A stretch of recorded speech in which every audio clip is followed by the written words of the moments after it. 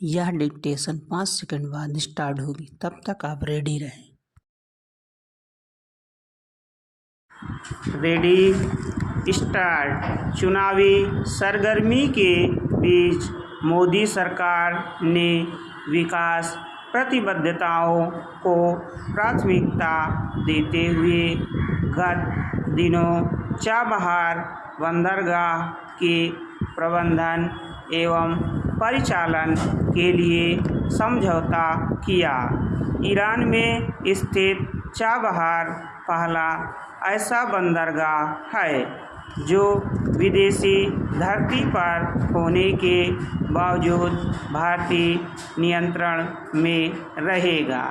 यह समझौता वैश्विक भू राजनीति में ही भारत को बढ़त नहीं दिलाएगा, बल्कि विदेश व्यापार और निवेश को बढ़ाने के लिए एक नई पृष्ठभूमि भी तैयार करेगा।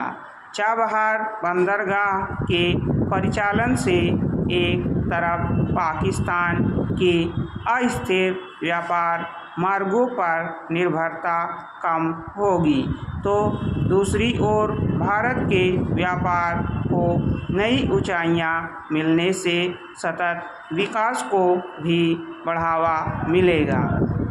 वर्ष 2002 में पहली बार तत्कालीन ईरानी राष्ट्रपति सैयद मोहम्मद खातमी एवं भारतीय प्रधानमंत्री अटल बिहारी वाजपेयी द्वारा रणनीतिक सहयोग को बढ़ाने के लिए चाबहार बंदरगाह को बनाने पर सहमति व्यक्त की गई थी।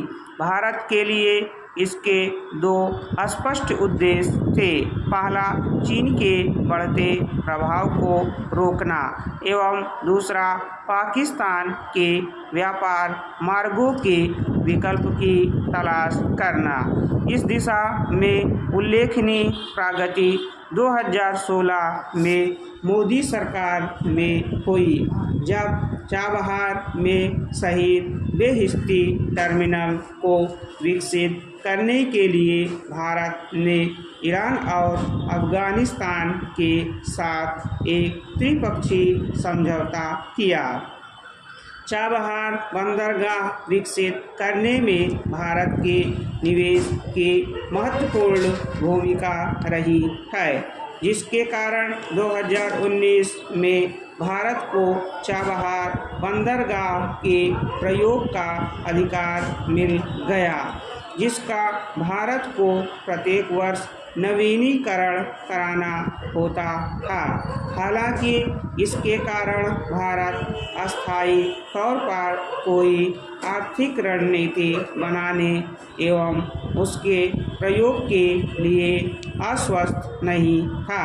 यह प्रधानमंत्री नरेंद्र मोदी की कूटनीतिक सफलता ही है कि अब इस समझौते पर नवीनीकरण प्रत्येक 10 साल बाद होगा।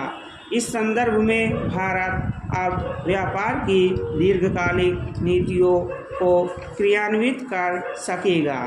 चाबहार बंदरगाह में भारत के निवेश से अरब देशों में यह संदेश भी गया है कि भारत एक बदलता हुआ बड़ा निवेशक देश है, जो आधारित संरचना का निर्माण करने में भी सक्षम है।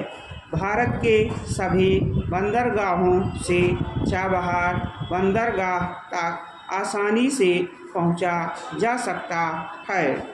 इससे आगे सड़क एवं रेलवे ट्रैक द्वारा कैस्पियन सागर से होते हुए रूस और उससे आगे यूरोपीय देशों तक पहुंचने का विकल्प मिलता है।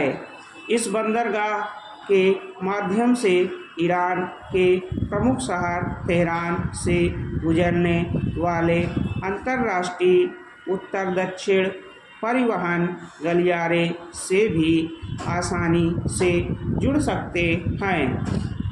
मध्य एशिया के लैंडलॉक्ड देशों के लिए 7,200 किलोमीटर लंबा यह कॉरिडोर हिंद महासागर तक पहुंचने का सुरक्षित एवं सुगम मार्ग है।